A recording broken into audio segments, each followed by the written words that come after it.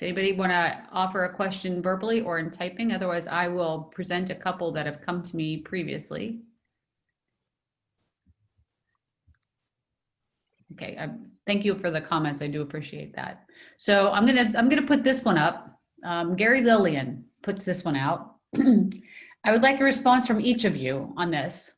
Man plans, God laughs. Comment. Who wants to take it first? I'll start because I laughed. I'm not God, but I laughed. Good question.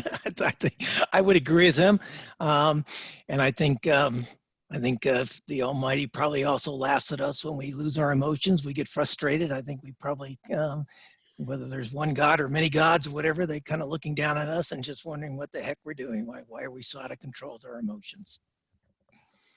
Great. Who wants to follow up?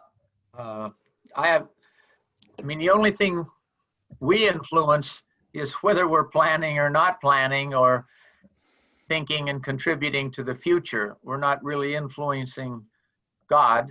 So I'd be a little more concerned with the first part of that than per se what God was doing. And well, yeah, I can imagine you might chuckle. So yeah, let me clarify. I mean, that was meant metaphorically. Please let's not take this as a religious commentary. The issue, the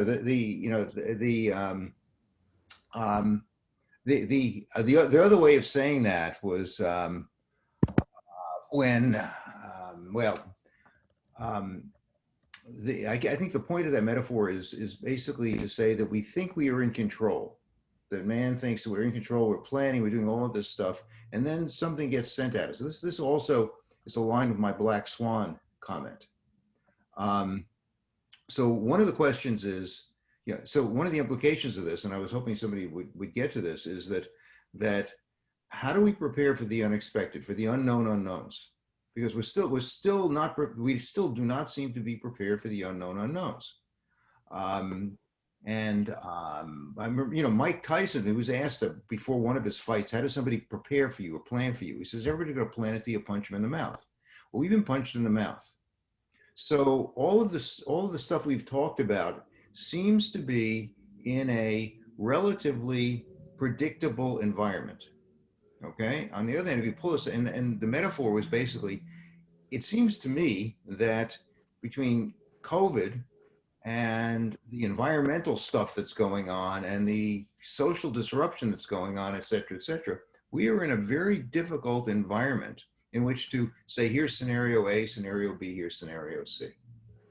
So anyway, I just wanted to provoke things a little bit, and maybe get some of you guys a little bit defensive. Go ahead. Well, you bring up a great point there, but and it's one thing to plan as humans for events, but now we're complicated, but we also have to think of how to plan for how our leaders or so-called leaders are reacting to those events. I mean, there's no way, it's very difficult to, COVID, I mean, you have government leaders around the world who have reacted to the COVID event differently. And so how do you plan for a scenario where you've got decision makers in different parts of the world, different geographies, making decisions that would impact your scenario planning, so to speak. So there's one thing to plan for a natural disaster, as somebody demonstrated earlier about getting people out of a building that's on fire, but now you've added complexity because of the number of decision makers who are in authority positions, and not just decision makers, who impact our lives, which we have no control over. Yeah, but isn't that a scenario?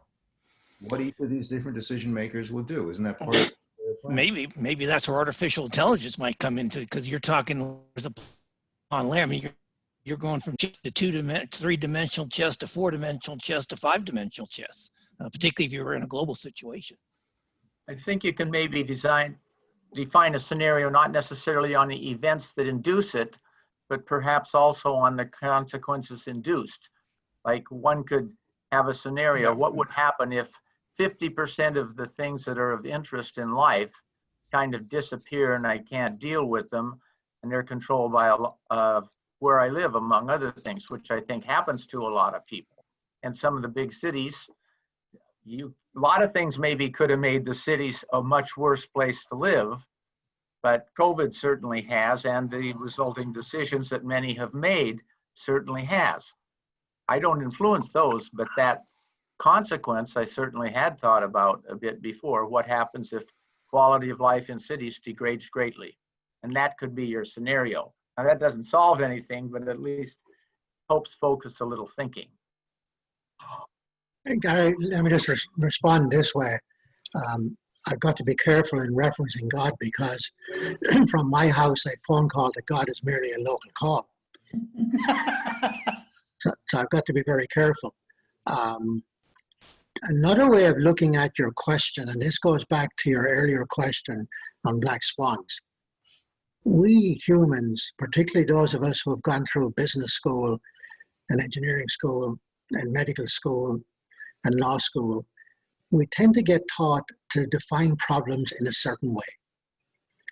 But from a business context, if we started defining our problems as wicked problems or messy problems within that literature, we tend to see the world totally and completely differently. Because we're talking about ill-structured situations with many and multiple different kinds of stakeholders involved, or we don't really understand and know what the hell the problem is, what the possible solutions might be, etc. So when you take that sort of messy or wicked problem approach to dealing with issues, particularly at senior levels of organizations, you get a whole different flavor on your view of the world. You become less definitive in your answers. You're much more careful in dealing with the observations of others. And you eventually, I think, get to a place where you don't fall into all of the traps that are associated with the structured problem approach that, to me, unfortunately, regrettably, gets taught in business schools.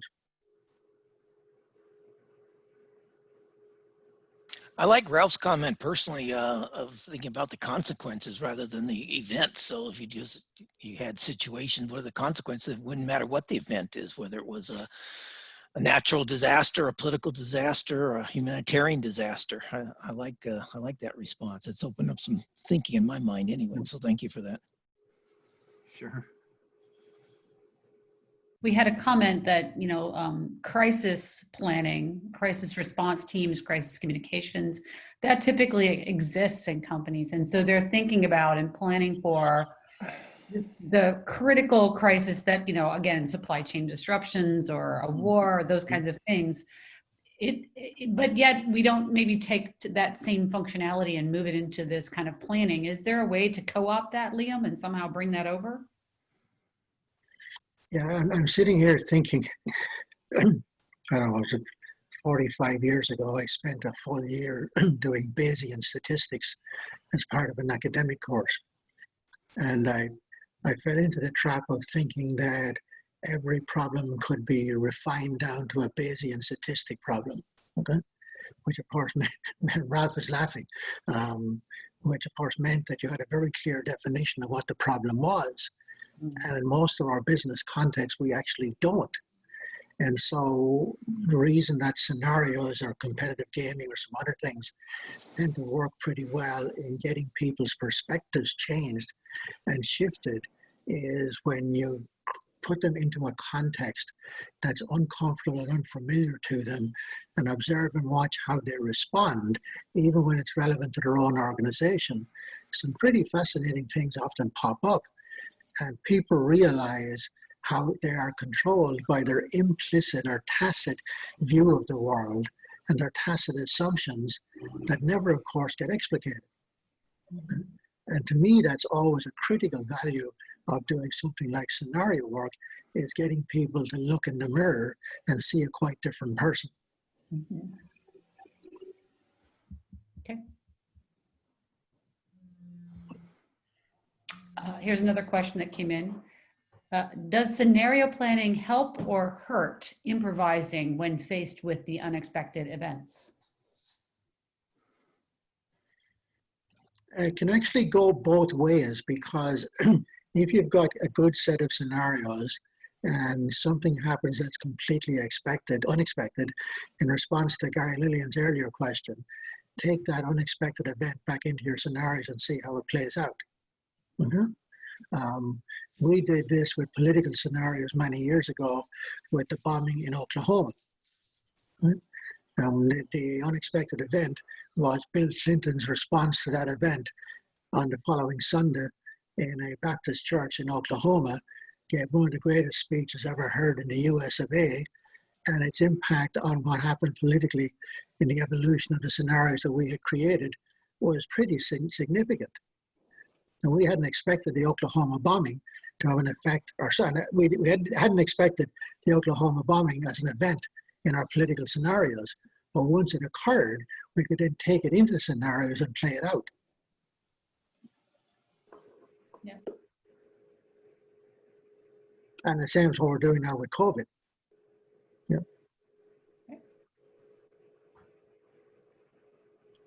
All right. Any more comments? And so Ralph would, Aliva, Ralph, do you want to just say that statement?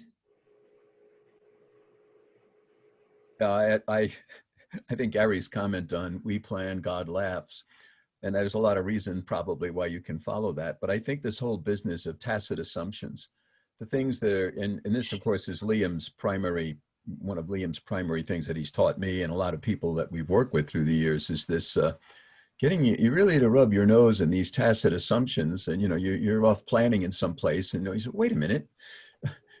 And I know Joe Vesey was on the line. I mean, there's some I've seen his team do with Xylem. Well, your assumption is that there'll be water, right? Wait a minute, let's just go back and test that. Will there be water available to this? Or will there be power? Will there be, it's all of the things that are sort of underlying some of the decisions we're making. And I guess Ralph Kinney brought it out that as you get into the back end of the process, you can begin addressing some of those. And in Liam's work, you're kind of getting ahead of it. You're kind of setting the stage. But I mean, well, I guess we're all looking at the experience of the folks who are here. There are all kinds of times where I've done strategic, quote unquote, planning, and then got slam dunk and had to redo it all over again because of something that if we had thought about it would have been an assumption we should have played into the plan very early. So I know that's one reason God's laughed at me, but there were probably others. Great. All right, so I don't see any more questions coming in, and I thank you three immensely. Thank you so much for your time and for sharing your thoughts and your experience with us. I'm just going to do a quick close because I see people kind of going off. Maybe they're making their drink to go over to GatherTown, but I'm kind of curious to see how this works. So I'm going to thank everyone, including all the participants and certainly all of our members. We thank you immensely. Please don't forget to call us where we can help you. Please visit us at isbm.com, or goodness knows if you're not seeing my weekly happenings note and you didn't even know about this till the end, let us know that so we can figure out how to make sure we're always in your inbox. And I'll let the Zoom window stay open for a little bit longer as people move over to GatherTown, but then we're going to close the Zoom window and just leave GatherTown open in about 15 minutes. That way people that are having a conflict between the two pieces of software won't. They can just play in GatherTown. So if y'all could join me and walk out of this room and walk over to the social room, that'd be great. Any other comments from anyone? Parting shots? Just like to say it was a pleasure to be on the program, and it was especially nice to hear Stephen's and Liam's talks also. Thank you. I'd echo that. I would echo that. Great. Same here. Thank you, Ron. Thank you, Steve. All right, so the three of you, we're going to see if we can get you to stand at whiteboards over at GatherTown. There's your challenge for the afternoon after you use all your brain cells up. All right. All right. Okay. Join me over at GatherTown.